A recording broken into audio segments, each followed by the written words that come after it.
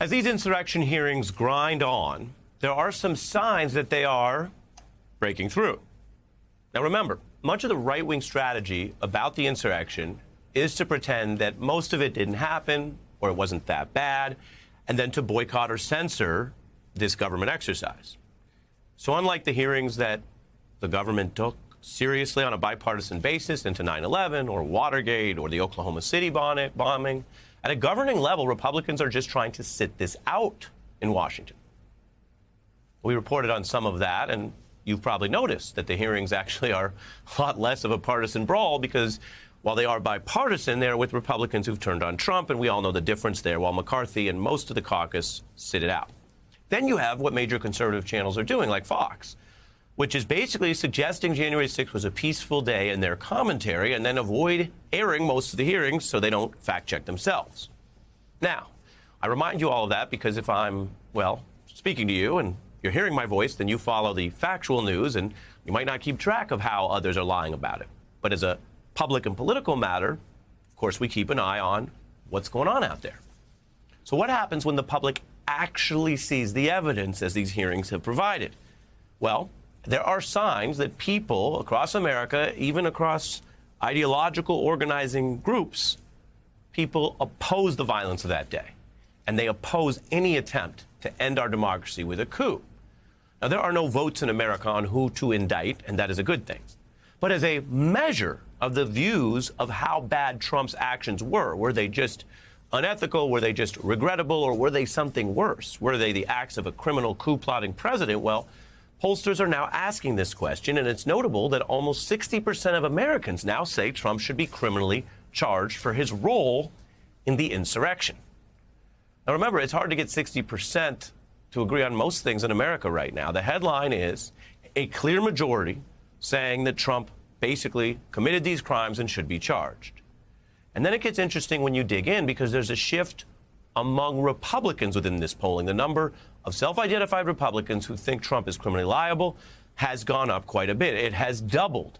And that is something where it takes extra evidence. We know in politics that people don't accept the first bad thing they hear about their side. It usually takes a lot more. But we also know that rational people can sometimes put facts above ideology. We've seen people turn. You've seen Democrats in New York turn on Cuomo after getting more information. Well, that appears to be happening now among many Republicans in America. A sign the hearings are breaking through, and a sign that the evidence-based and even at times very precise focus is working in the sense of sharing that information. The committee says it has even more evidence to reveal, including this electors plot. Meanwhile, Trump went to a right-wing radio show and ended up getting asked this question. They arrest Peter Navarro.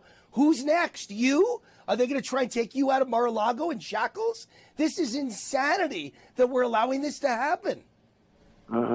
What's going on has never been seen in this country before. It is so serious, this whole thing. And, you know, I'm at the forefront. I'm proud to be at the forefront.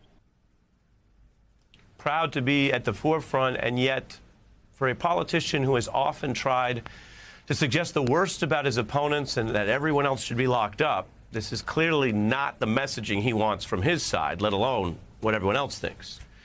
On the evidence, Trump aides have made it clear under oath that he knew that he lost. That the panel shows that he also knew about this elector plot. It again blows up a lot of what we've called the Costanza defense, the idea that he just believed his own lies and is somehow less culpable. Meanwhile, Trump also is making a point that you may have heard if you watch this stuff closely. Rachel and I discussed this on one of the hearing nights, that the same sword that knight you is the sword that good knights you, that Kevin McCarthy is a partisan and he's risen that way, but his partisan call to just boycott the whole committee doesn't work very well for Republicans or Trump. And after Rachel and I discussed that, and it's kicked around, I think, among some other commentators, well, Trump agrees. This committee was a bad decision not to have representation on that committee. That was a very, very foolish decision. Right. Because, you know, they try and pretend like they're legit. And only when you get into the inner workings, you say, what kind of a thing is this? It's just a one-sided witch hunt. It would seem Donald Trump does not like the way the committee is going, which seems to be a tacit admission that it is working against him, not that it is irrelevant. Former Watergate prosecutor Jill Wine-Banks, welcome. Thank you. Good to be here. Good to have you. You've been very thoughtful on current events as well as the history that I think viewers know you lived through and participated in. And so I'm curious about that parallel because we don't put indictments up to a vote in this nation. And we certainly don't think that the prosecutors should give any weight to the polls. I just want to be clear about that at a time of so many questions about legitimacy and norms. Having said that, another way that the pollsters could ask this question was just, was this a regrettable but forgivable kind of thing? Was this just incompetent presidenting? Or was this a coup? Was it criminal? Was it something that should be dealt with in that way? And it seems that now even self-identified Republicans and some conservatives join in that view based on the evidence. How does that compare to the shifting views in Watergate?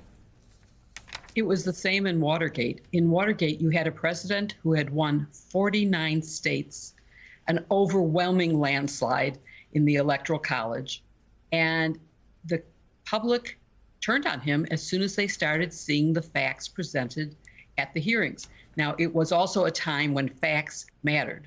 It was a time when all three networks, and they were the only three networks, had the same facts.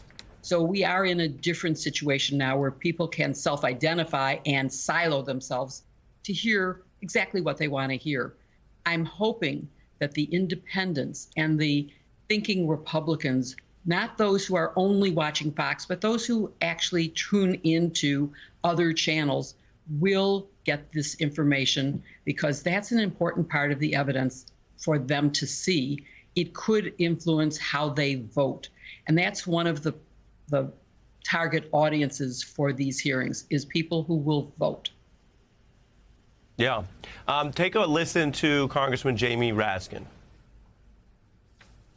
If you allow impunity for attempts at unconstitutional seizures of power, which is what a coup is, then you're inviting it again in the future. Jill? I am one of those people who has long said the evidence is there. It's the same as when we had the Nixon situation where the evidence was beyond reasonable doubt clear that he was a part of the illegal acts for which his aides were being indicted. And I believe that you can't indict the conspirators without the leader of the conspiracy. And here the evidence is now beyond doubt of what his role in this was, what his knowledge was. He knew that there was no fraud. He was told it over and over and over again. He knew that he had lost 60 lawsuits. He knew that the Arizona Ninjas had found more votes for Biden than they had before he challenged it and had this audit.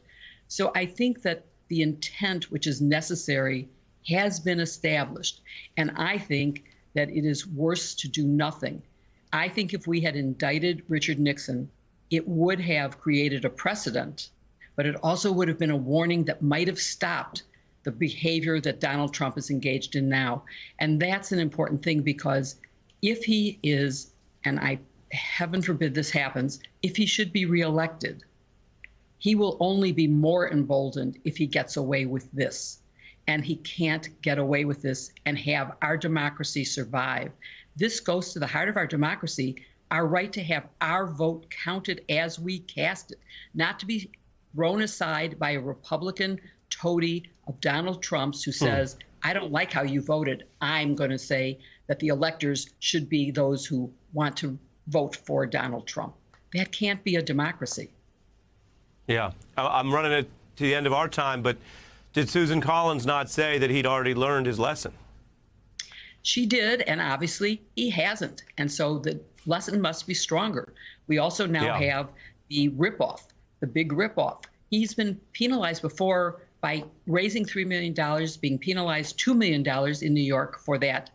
But he kept $1 million. That's not enough of a penalty. He needs a criminal penalty and maybe a $4 million financial penalty so that he has to pay something out of his own pocket.